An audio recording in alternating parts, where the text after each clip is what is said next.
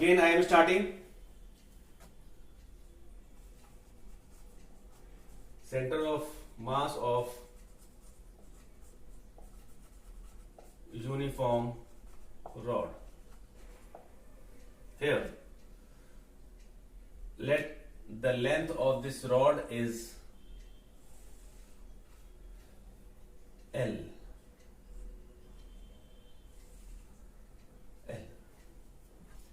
If I am considering an origin, it will be along, so this will be along x-axis. This is along x-axis. Now, if the mass per unit length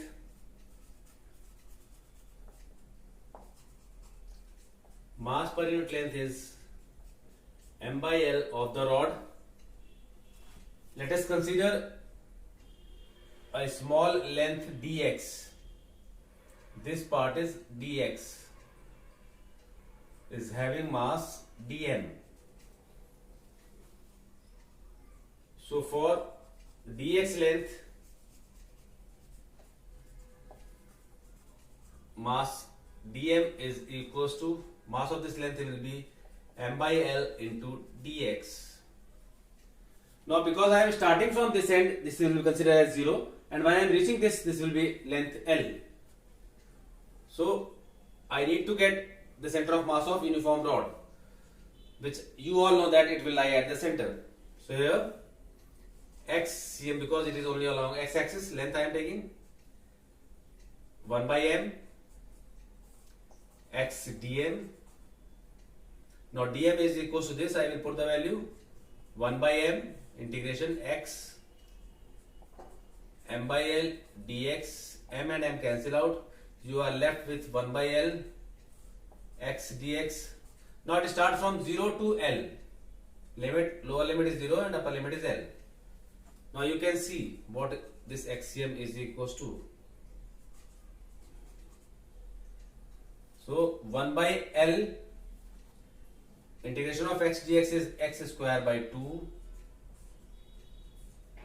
0 to L. On solving this is L square by 2 minus 0 square by 2. So what is left?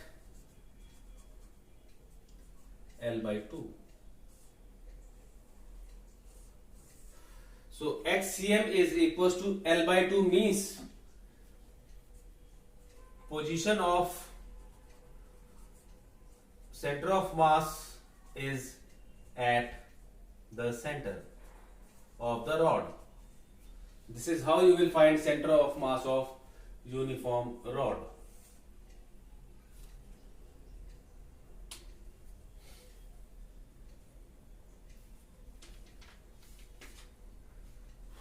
Now next is motion of center of mass.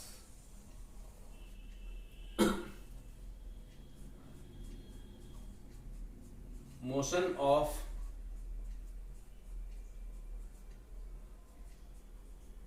center of mass. Why I am writing it with capital? Because this holds importance. Motion of center of mass. I have already told you that if you apply a force externally on a body, it will perform some motion. It will have velocity, it will have displacement, it will have acceleration. If the same force is applied at the center of mass, the motion will remain same. That is why I am discussing motion of center of mass. So in motion of center of mass, you must have the position vector, which will give displacement. Let the position vector of center of mass of n particle system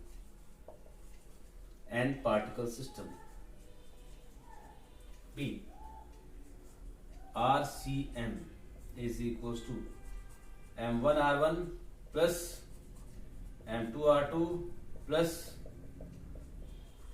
MNRN upon M1 plus M2 up to plus Mn. This is the equation number 1. So how to get velocity from this? You all know that rate of change of velocity. So if I am asking V1, what will be that? dr1 upon dt. Therefore, velocity of center of mass will be differentiating equation number 1 with respect to time. So d by dt of RCM will be velocity of center of mass. That is equals to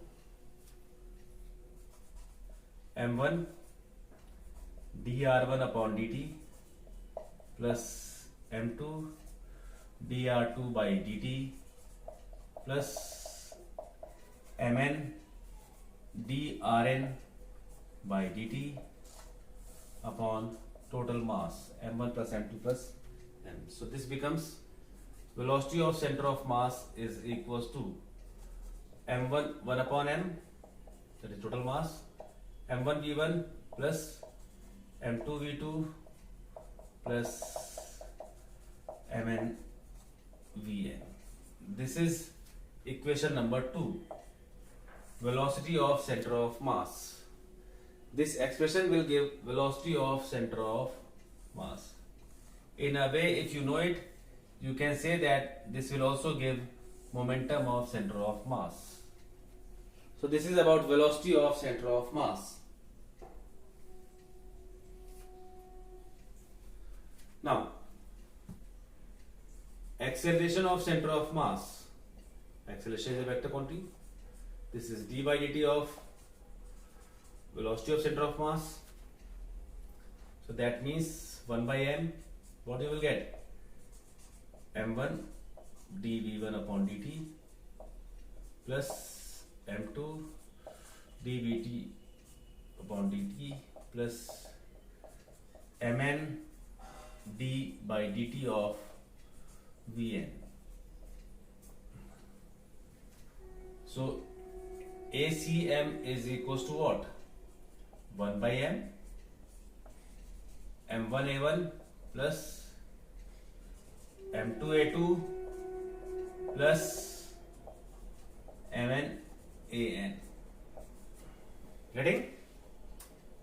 So here you all know that mass into acceleration is external force.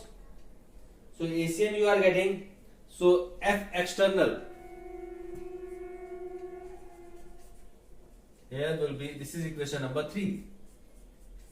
So F external is m into ACM. So F external is this, MACM, which is equals to F1 plus F2 plus F3. That is equals to F1 plus